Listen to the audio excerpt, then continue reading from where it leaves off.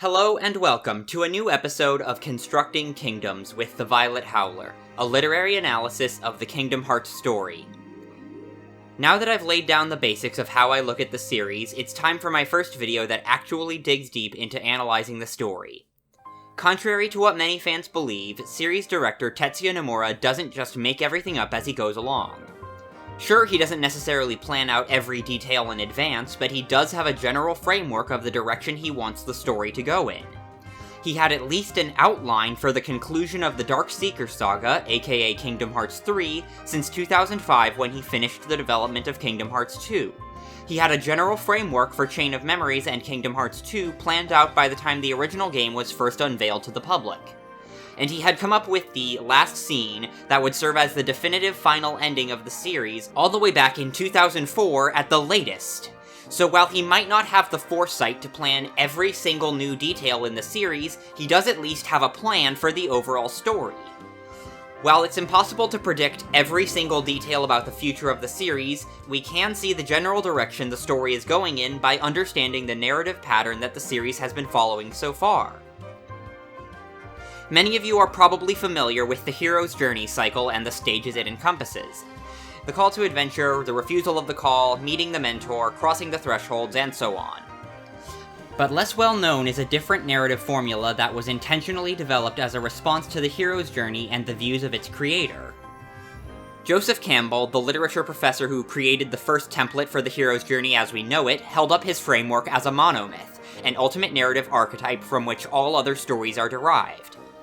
In discussion of his work, he expressed that the hero's journey was a universal pattern of how people mature to adulthood in real life as well as in fiction, something that people could connect to regardless of their background or individual experiences.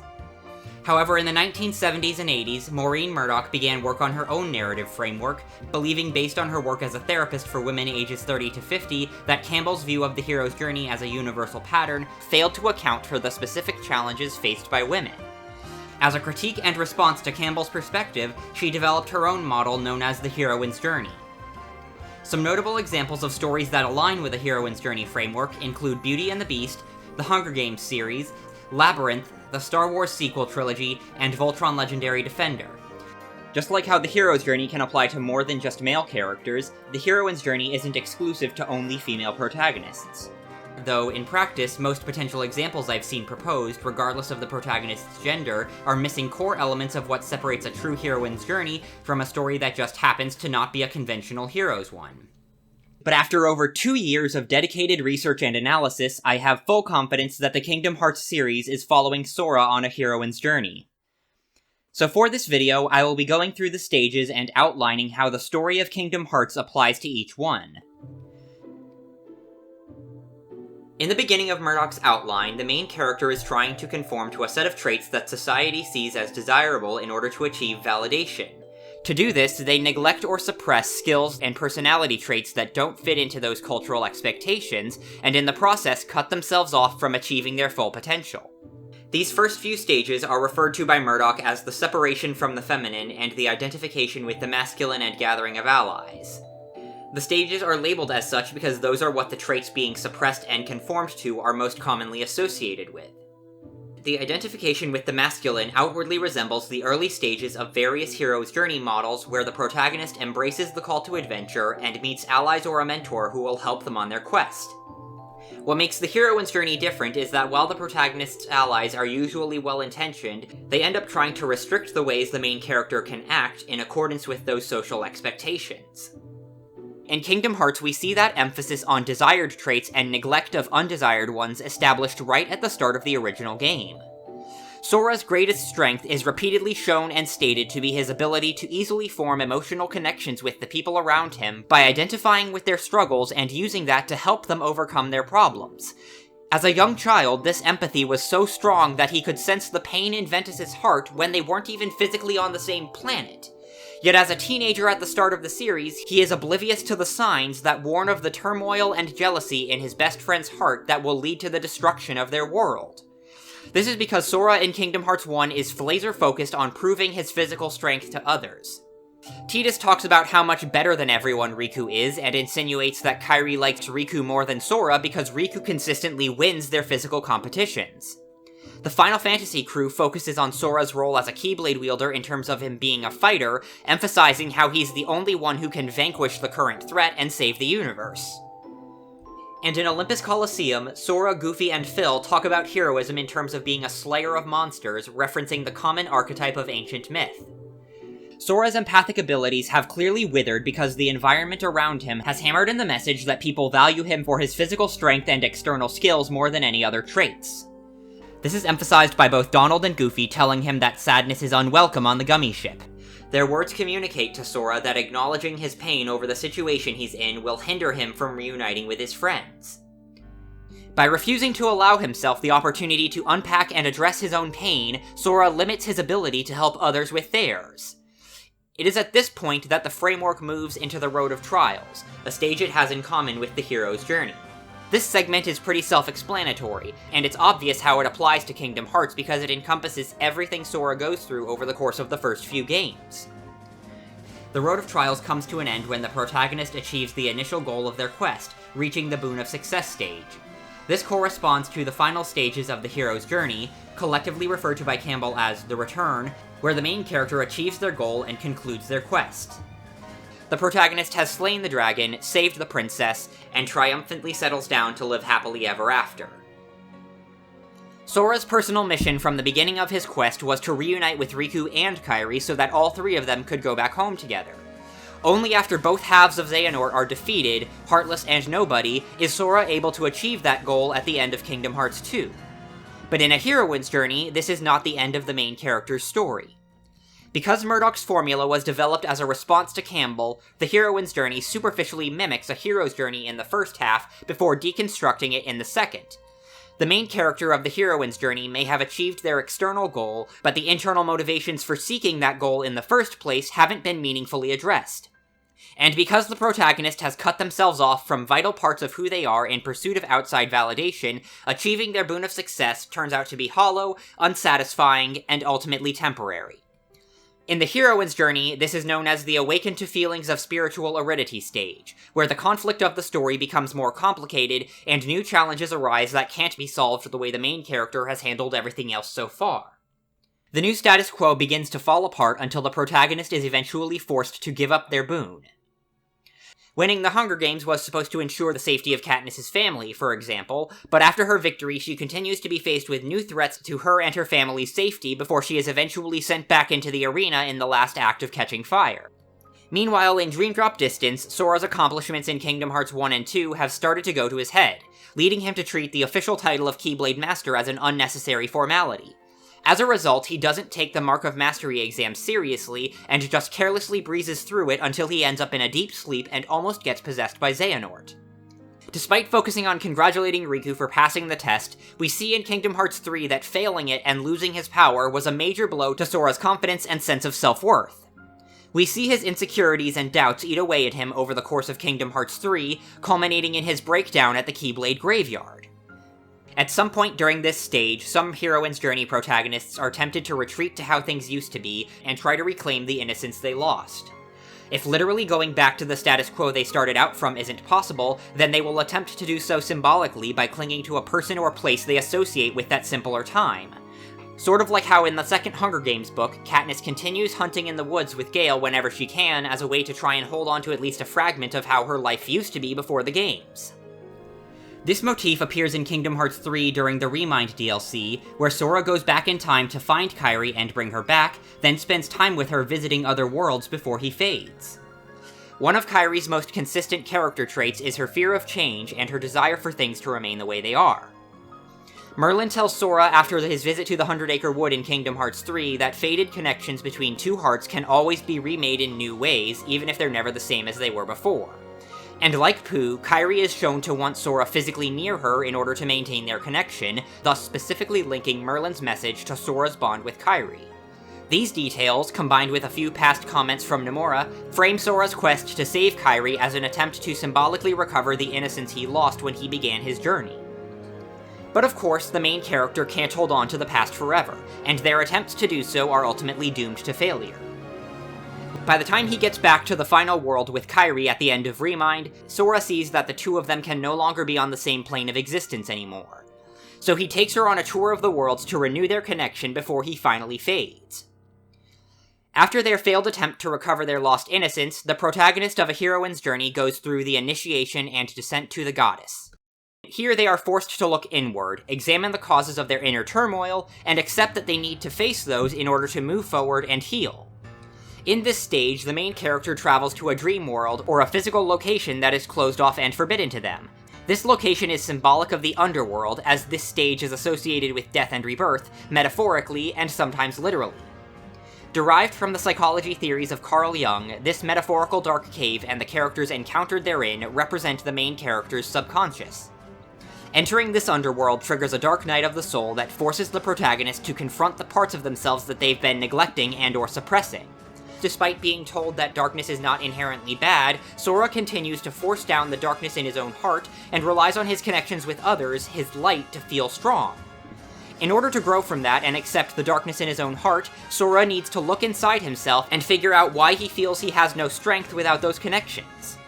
To achieve that level of understanding in himself, he first needs to understand his animus. Another element of Jungian psychology, the animus in A Heroine's Journey is a physical representation of traits which contrast those of the main character. The animus usually takes the form of a deuteragonist who functions as the protagonist's shadow, an archetypal character that embodies aspects of their personality that they don't know or want to acknowledge that they have due to their immaturity. Finishing their character arc requires the protagonist to symbolically integrate with their shadow by learning to embrace the parts of their psyche that the shadow represents. In some stories, the protagonist can have more than one shadow figure, all of whom challenge them by forcing them to improve in order to come out on top. This gives interactions between the main character and their shadow a push and pull dynamic that drives them to grow. As a shadow, the animus pushes the main character toward internal improvement as well as external, driving them to look inside themselves and examine their own needs. While other characters may try to teach the same lessons, the animus is the only one who can get the message to sink in. In visual stories such as film or television, the animus's entire look is designed to complement that of the main character, emphasizing that despite their differences, much of the conflict between the two comes from the ways in which they are fundamentally similar. While their circumstances may have led them to drastically different lives, the two characters are ultimately two sides of the same coin, and their character development is driven by learning to balance their contrasting traits. In the Kingdom Hearts series, there is only one character who meets all the qualifications for this role, because his bond with Sora has been specifically set up by both the games and developer interviews as the core of the entire story. While Sora and Riku have addressed some of the latter's behavior in the first game during their conversation on the Dark Beach at the end of Kingdom Hearts 2, they didn't really dig into why Riku felt the way he did in the first game. Riku has not told Sora how he felt like he was being left behind and forgotten. Likewise, the fact that experiencing Sora's memory of Riku stealing the Keyblade in Kingdom Hearts 1 made Roxas cry for the first time in his life shows just how much pain is associated with that memory in Sora's heart. Yet Sora hasn't said a word to Riku about how much his actions in the first game hurt him. So despite being on the same side again, the rift between them hasn't fully healed, and the only way they'll be able to do that is for Sora to unpack all the negative emotions he keeps burying. All of which is to say that Sora and Riku's time in Quadratum has been set up to give them the opportunity to finally work through their issues with themselves and their relationship. Because Quadratum checks all the boxes for this type of underworld location. There's a connection to dreams because Riku is able to see it in his sleep in the secret ending of Kingdom Hearts 3, it's closed off and forbidden because Melody of Memory reveals that it's literally outside reality, and the resemblance to Shibuya and the presence of the 10-4 building create a visual link with The World Ends With You, a game about dead teenagers in a place called the Underground competing for a chance at resurrection. So even if the secret ending of Kingdom Hearts 3 wasn't the same Shibuya that The World Ends With You takes place in, the visual associations link Quadratum to the mythological archetype of the hero physically traveling to the afterlife to bring someone back from the dead. When the protagonist returns from their descent, they experience what Murdoch calls the urgent yearning to reconnect with the feminine. This is where they finally embrace the parts of themselves that they've been neglecting in their pursuit of outside approval. This gives them a new perspective on their old way of doing things, referred to as healing the mother-daughter split, which helps them to find a better way of resolving their internal conflict. For Sora, this will most logically involve a new interpretation of his "my friends are my power" catchphrase that has been repeated across the series. While the Japanese dialogue is the exact same wording every time, basically saying, "connected hearts are my power," the English translation of Birth by Sleep comes the closest to capturing how he will likely reinterpret that phrase after his descent. My friends are my power, and I'm theirs! Realizing that connections being a source of strength runs in both directions, that being a source of strength for others is proof of his own strength as an individual, will help resolve Sora's self-doubts and allow him to finally use the full extent of his empathic abilities. From there, the protagonist's next step is reconciling with their animus in the Healing the Wounded Masculine stage, and bringing the emotional conflict between them to a close. This will be where Sora and Riku finally resolve the lingering baggage and unresolved issues in their relationship, and fully heal the rift between them. The final stage of the heroine's journey is the integration of masculine and feminine, where the protagonist properly integrates with their animus and uses their newfound wisdom to change the world around them. Both the protagonist and the animus are united both internally and externally. No more secrets between them as they move forward to overcome the main antagonist together. As you can see, everything that has come before in Kingdom Hearts, and everything being set up for the future, aligns with Murdoch's formula for the heroine's journey. But while Murdoch was the one who coined the name and was the first to write about it, hers is not the only template for the heroine's journey. At least one later author has developed their own variation, which Kingdom Hearts also fits into along with Murdoch's original model. In 2001, author Victoria Lynn Schmidt published her writing guide, 45 Master Characters, featuring her own variation of the heroine's journey.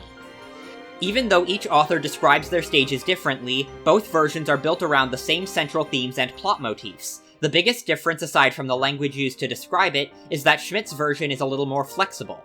Murdoch's template is geared toward a specific type of story, having been designed to assist her patients first and guide writers second. So if the steps of that version are done out of order, it throws off the rhythm of the narrative. Meanwhile, Schmidt's version was developed specifically for writing, and was therefore designed so that every stage except the beginning and end can be used in any order, even allowing room for the author to use stages more than once if they desire. Schmidt's outline starts with the protagonist living in the illusion of a perfect world, where they are convinced that nothing can ever stop them, leaving them in denial about the instability of their current position. They experience either a betrayal or a moment of realization where they realize that the coping strategies that allowed them to think this weren't working. Despite the temptation to give up, the character chooses to press on by preparing for the journey, finding the tools they think they'll need, but usually still looking outside themselves for strength. From there, they give up control as they embark on their descent, where they experience trials that force them to face their fears. They arrive at the Eye of the Storm by accomplishing their initial goal, but the success soon goes to their head until it eventually causes them to take a chance they shouldn't. In their moment of despair, the protagonist experiences a metaphorical death where they believe that all is lost. In their darkest hour, they encounter a support figure whose assistance helps them to recognize and embrace the inner strength that they already have. After that is the main character's moment of truth, where they have found their inner strength and with it are able to see the world differently, experiencing a metaphorical rebirth. Schmidt's version ends with the return to the perfect world, where the character uses what they have learned from their experience to help the people around them. What's really fun about analyzing the heroine's journey as it relates to Kingdom Hearts is just how many layers there are to it. Not only does the series fit into both Murdoch's and Schmidt's outlines, but Schmidt's outline applies to Riku's journey in addition to Sora's. For Sora, the illusion of the perfect world would be his carefree attitude on Destiny Islands that leaves him oblivious to Riku's increasing jealousy. Obtaining the Keyblade and teaming up with Donald and Goofy would be his first awakening and preparing for the journey. His confidence at the beginning of Dream Drop Distance after defeating Xemnas is the Eye of the Storm, while failing the exam and losing his powers at the end would be the betrayal. His despair at the Keyblade Graveyard in Kingdom Hearts 3 is his all-is-lost moment, while accepting the consequences of his decision to save Kairi at the end of Remind is a second moment of awakening and preparing for the journey. Like I mentioned earlier, Quadratum is obviously Sora's descent, and the same reasons I listed for Murdoch's formula also apply to Schmidt's. As the Animus, Riku is obviously being set up as the support role, with how Kingdom Hearts 3 portrays him as the only one of the heroes to consistently show faith in Sora and take him seriously without dismissing his desire to help or doubting his capabilities. There's potential for a few other repeated stages during or after Sora's descent, but his moment of understanding himself and reconnecting with the parts of himself he neglected will more than likely be his moment of truth. And the moment where he accepts his own darkness and finds balance within himself will be the return to the perfect world. Meanwhile, Riku's illusion of the perfect world is his stubborn insistence across Kingdom Hearts 1 that he's doing fine and he doesn't need Sora anymore, with getting body snatched by Ansem being the moment of realization where that strategy gets him hurt. The beginning of his storyline in Chain of Memories serves as the awakening and preparing for the journey as he sets out on its quest to rid himself of the darkness in his heart. The bulk of his remaining story in this game corresponds to his descent, ironic considering that he's climbing up out of Castle Oblivion's basements. His first all is lost moment comes when Zexion attacks him while disguised as Sora to try and get Riku to give up by making him think that Sora believes he's beyond saving. Then Naminé arrives disguised as Kairi to help fill a support role and teach him to embrace his darkness as something that is part of him and can be used for good if he wants to. His defeat of Ansem at the end of the game is his Eye of the Storm, while his decision to take on Ansem's form after his fight with Roxas in 358 Days serves as a second all is lost moment. Sora fills a second support role following their reunion near the end of Kingdom Hearts 2, and Riku becoming a master in Dream Drop Distance, representing him reaffirming his original childhood reason for wanting to be stronger, is his moment of truth. And since Riku fills the support role on Sora's journey, his return to the perfect world will come when he uses what he learned about darkness to help Sora. In the meantime, there's potential for a few more repeated stages before we reach that point. With Riku admitting in Kingdom Hearts 3 that he still keeps misery and despair locked up inside his heart, Quadratum can possibly function as a second descent, with addressing those emotions and their causes being another moment of truth. Even after 2 years of looking at the series from this angle, I continue to find new ways that the plot and themes of Kingdom Hearts connect to those of the heroine's journey.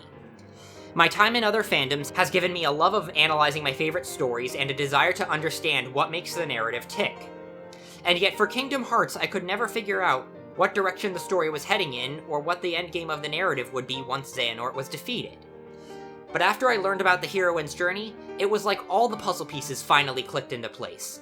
And for every new bit of story content we've received for Sora or Riku in the past year, my first thought has always been, oh yeah, it's all coming together.